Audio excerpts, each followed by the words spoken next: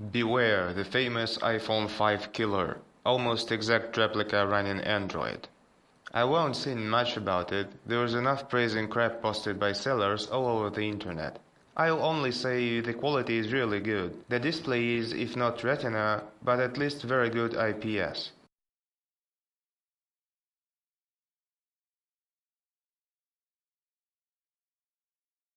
The interface is as close to iOS as possible, but Google Play Store works and all apps could be easily downloaded and installed.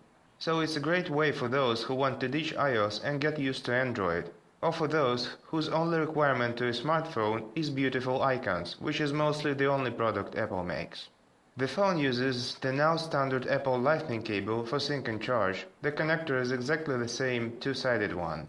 Other iPhone accessories like chargers, cases and screen protectors also fit perfectly.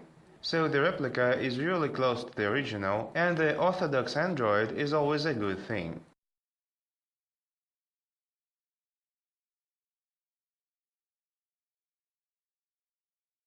By the way, the phone ships already rooted, no need to dance around with a flasher. Hooray! There are minor annoyances with the interface, like sliders being actually buttons and making no sense sliding them. A barely noticeable lag exists when scrolling the desktop left to right, but it is really a fragment of a second and may be a software issue which could be probably fixed in a newer firmware. Well, new firmwares for Chinese phones are very rare events. Also, when the device is locked, mind locked, it takes about a second to wake up.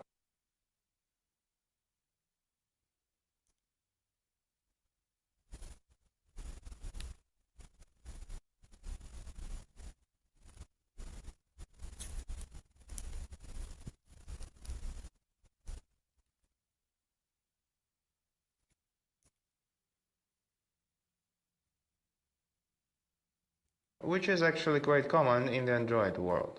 That isn't really that much of a problem.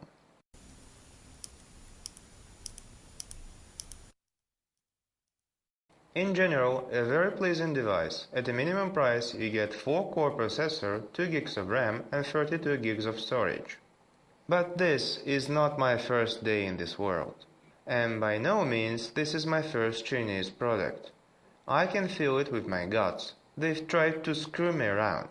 The first and obvious thing to check is the built-in memory.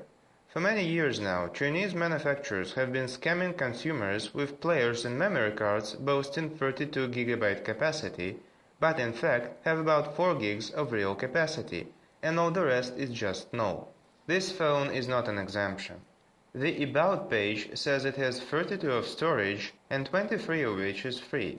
But a system check utility shows only about gig of system memory and about 7 on the SD card, leaving us with about 8 gigs of total memory, which is like 4 times less than the advertised 32.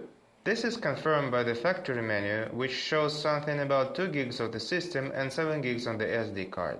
The RAM is also far less than 2 gigs. Even though the sysinfo utility shows 1 gig, judging by the free memory there is only 520 megs. Which, once again, is 4 times less than advertised. And the screen is not above 1000 pixels, but twice less. Talking about the sysinfo utility, it showed 4-core MT6589 processor, while the factory menu shows a very different processor, single-core MT6575. So, do we also get 4 times less cores? Let's run a benchmark. Which, by the way, warns us the processor info is fake. The benchmark results clearly show it is a single-core MT6575 processor, which runs at 1 GHz, not 2 GHz. Also, there is no light and proximity sensor, even though the utility shows it exists. That's why automatic brightness doesn't work, and the proximity sensor is emulated by a bar in the upper part of the screen when a call is in progress. When you touch it with your ear, it switches off the touch screen. So, what's the conclusion?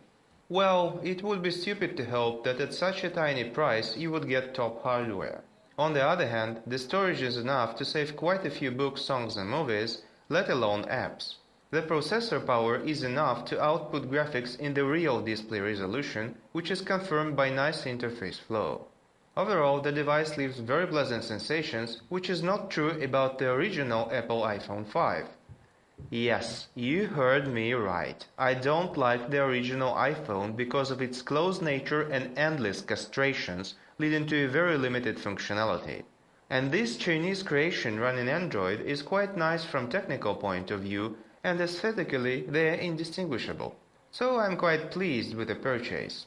Well, it's not exactly good that the manufacturer tried to deceive me about the device real specs, but I was kinda prepared for that.